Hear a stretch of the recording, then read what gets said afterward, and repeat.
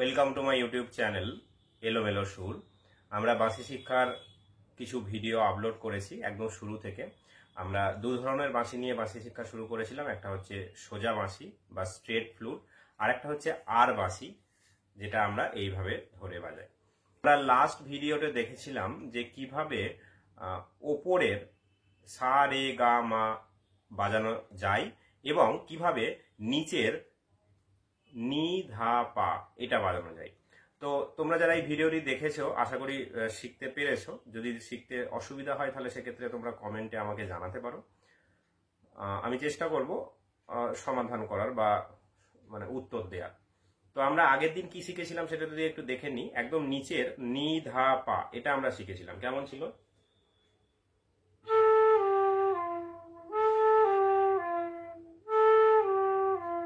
এইটা আমরা আগের দিন শিখেছিলাম একদম নিচের নি ধা পা।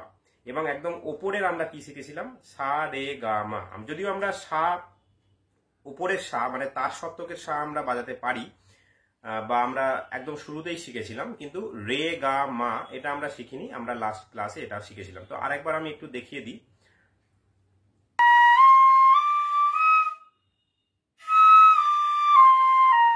সা রে গা মা রে মা গা রে সা। একই রকম ভাবে আমরা সোজা বাঁশিতে বাজালেও কিন্তু বাজাতে পারবো। আমি লাস্ট ভিডিওতে সোজা বাঁশিতে বাজানো হয়নি, মনে ছিল না, তো আমি ওই জন্য সোজা বাঁশিতে একবার দেখিয়ে দিই।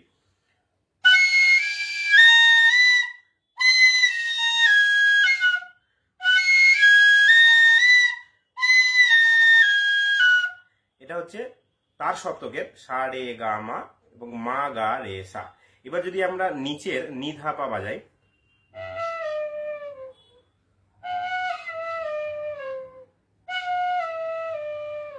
এটা একটু আস্তে শুনতে হবে। এটা নিচের নি ধা পা।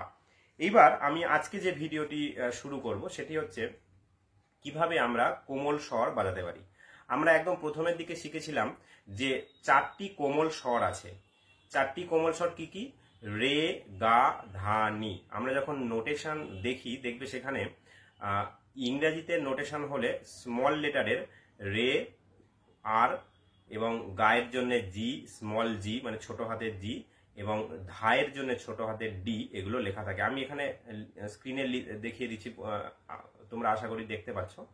তো আমরা রে গা ধা নি এবং নি এর জন্য ছোট হাতের এন আমরা ব্যবহার করি। আরেকটা হয় তীব্র মা। তীব্র মায়ের জন্য আমরা ক্যাপিটাল এম ব্যবহার করি। ক্যাপিটাল এম তোমরা নোটেশন দেখলে বুঝতে পারবে। আমরা শুদ্ধ মায়ের জন্য, শুদ্ধ মা এটা অর্ধেক বাজালে শুদ্ধ মা, শুদ্ধ মায়ের জন্য আমরা ছোট হাতের এম ব্যবহার করি এবং তীব্র মায়ের জন্য আমরা ক্যাপিটাল এম ব্যবহার করি। তো আজকে আমরা শিখবো যে কিভাবে এগুলো বাজানো যায়। তো আমরা যদি দেখো এইভাবে যদি আমরা সবগুলো হোল কভার করে 3টে হোল কভার করে যদি আমি বাজাই, কি হবে সেটা? সা। তো এটা সা হলো। এইবার যদি আমি এই আঙুলটা আমি যদি 30% খুলে দিই, যেভাবে আমরা মা বাজাচ্ছিলাম সেইভাবে যদি আমরা 30% খুলে দিই, 30% এইভাবে যদি আমরা খুলে দিই, মোটামুটি 30% খুলে দিই, তাহলে যে শব্দটা হবে দেখি, সা রে সা। এই যে রেটা বাজছে এটা হচ্ছে কোমল রে। এই শুদ্ধ রে এবং কোমল রে এর মধ্যে তফাৎ করতে পারবে শুনলে। দেখো, সা কোমল রে শুদ্ধ রে, সা কোমল রে শুদ্ধ রে।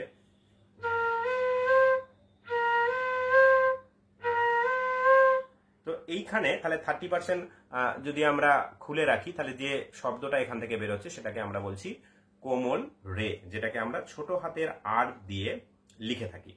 তাহলে এটা কি হলো?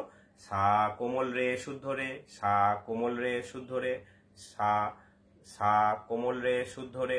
এইভাবে একই রকম ভাবে যদি আমরা এর এই আঙুলটা, এই যে দুটো এই আঙুলটাকে যদি 30% খুলে বাজাই, তাহলে যে শব্দের স্বরটা এখান থেকে বেরোবে সেটাকে আমরা বলছি কোমল গা। এটা যদি আমরা বন্ধ করে বাজাই তাহলে কি আসবে বলো? রে। হ্যাঁ, রে আসবে। এবার যদি আমরা এখান থেকে 30% খুলে দিই, তাহলে যে শব্দটা বা যে স্বরটা এখান থেকে আসবে সেটাকে আমরা বলছি কোমল গা, যেটাকে আমরা ছোট হাতের জি দিয়ে লিখি। তাহলে আমরা একবার দেখে নিই। এটা হচ্ছে শুদ্ধ রে, এটা হচ্ছে কোমল গা, এটা হচ্ছে শুদ্ধ গা। তাহলে যদি একসাথে বাজাই শুদ্ধ রে, কোমল গা, শুদ্ধ গা, তাহলে কেমন হবে?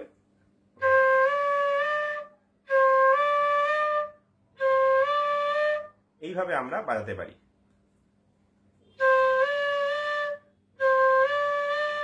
তাহলে এইভাবে আমরা যদি কি দেখলাম, যদি দুটো হোল কভার করি তাহলে সেটা হচ্ছে রে, যদি 30% এখানে খুলে রাখা হয় তাহলে এটা হচ্ছে কোমল গা, এবং যদি পুরোটা খুলে দেয়া হয় তাহলে সেটা হচ্ছে শুদ্ধ গা। বোঝা গেল? তাহলে আমরা কোমল রে এবং কোমল গা এই দুটো জিনিস দেখলাম। আর কি দেখব? আমরা দেখব কোমল ধা এবং কোমল নি। দেখো, আমরা যদি 6টা হোল কভার করে বাজাই তাহলে কি শব্দ হবে? পা,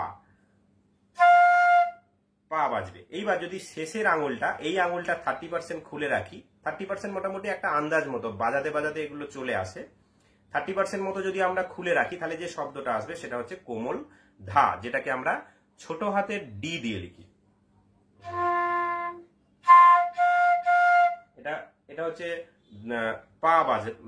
পা বাজালাম, এটা হচ্ছে কোমল ধা, শুদ্ধ ধা। তাহলে পা, কোমল ধা, শুদ্ধ ধা, পা, কোমল ধা, শুদ্ধ ধা। পুরোটা বন্ধ করে রাখলে পা, 30% এটা খুলে দিলে হচ্ছে কোমল ধা, এবং পুরোটা খুলে দিলে শুদ্ধ ধা। আরেকবার বাজিয়ে দেখায়। এটা পা, এটা কোমল ধা, এটা শুদ্ধ ধা। তাহলে আশা করছি বুঝতে অসুবিধা হচ্ছে না। তাহলে পা 30% খুলে রাখলে কোমল ধা, পুরোটা খুলে রাখলে শুদ্ধ ধা। তাহলে এইভাবে আমরা এখানে ধা বাজাতে পারি। এবার যদি নি বাজাতে যাই তাহলে কি করব? এইটা পুরোটা, এই যে মোট 5টা আঙুল যদি আমরা কভার করি তাহলে কি শব্দ আসবে, কি স্বর এখানে, কি স্বর আমরা এখান থেকে পাবো? নি। আমরা এখান থেকে নি পাবো, ধা পাবো। আর এটা তুলে দিলে পাবো নি। তাহলে এই ধা এবং নি এর মাঝে আছে কোমল নি। আমরা কিভাবে পাবো? এই আঙুলটা যদি আমরা 30% খুলে রাখি তাহলে আমরা পাবো কোমল নি। তাহলে এটা পুরো কভার করলে হচ্ছে ধা, এটা যদি 30% খুলে রাখি তাহলে হবে নি, এবং পুরোটা খুলে দিলে হবে শুদ্ধ নি। তাহলে এই 30% খুলে রাখলে কোমল নি, পুরোটা খুলে দিলে হবে শুদ্ধ নি। তাহলে আমি একবার বাজিয়ে দেখাই।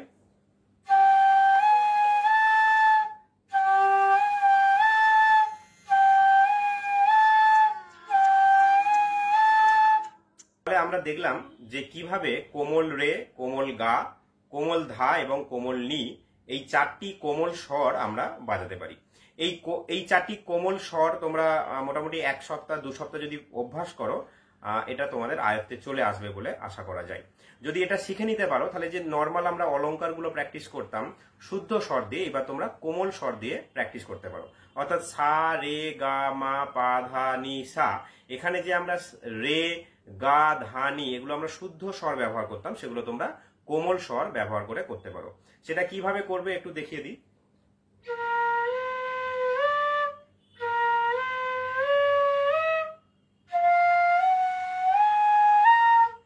এইগুলো আমি এখানে রে, গা, ধা, নি এগুলো কোমল স্বর এখানে বাজালাম শুদ্ধ স্বরের পরিবর্তে। আরেকবার একটু দেখাই।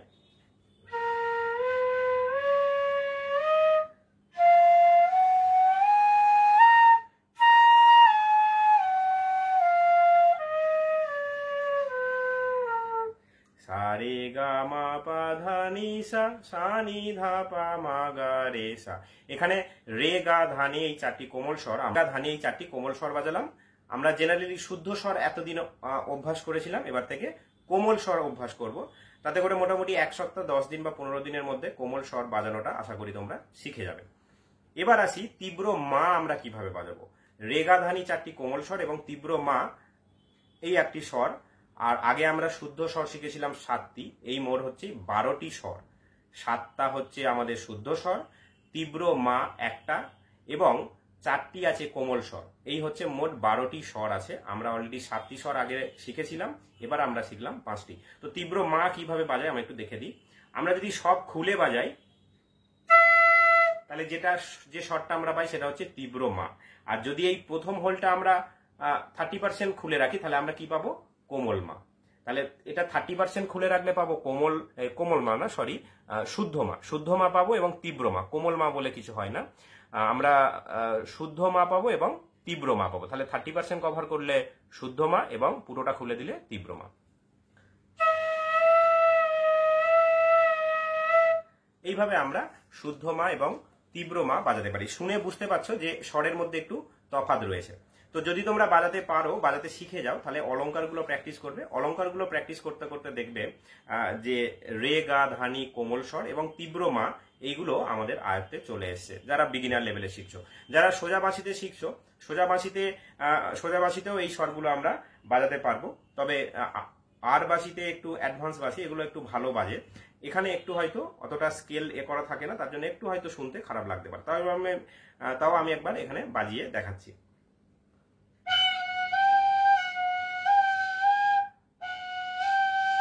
এটা কোমল রে বাজালাম,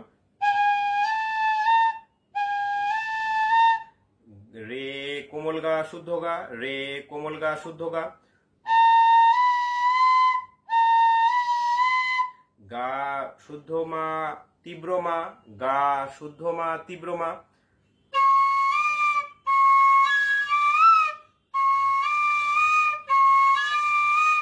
পা কোমল ধা শুদ্ধ ধা, পা কোমল ধা শুদ্ধ ধা,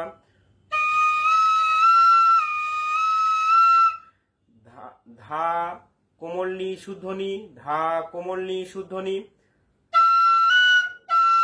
তারপর নিশা যেমন বাজাই। তো তোমরা সোজা বাঁশিতেও দেখলে যে এখানেও রে, গা, ধানি, কোমল স্বর এবং তীব্র মা এগুলো আমরা বাজাতে পারি। তো ভিডিও যদি ভালো লাগে লাইক করবে এবং বন্ধুদের সাথে শেয়ার করবে, যাতে যারা বাঁশি বাড়িতে থেকে শিখতে চাইছে তারাও যাতে শিখতে পারে। Thank you.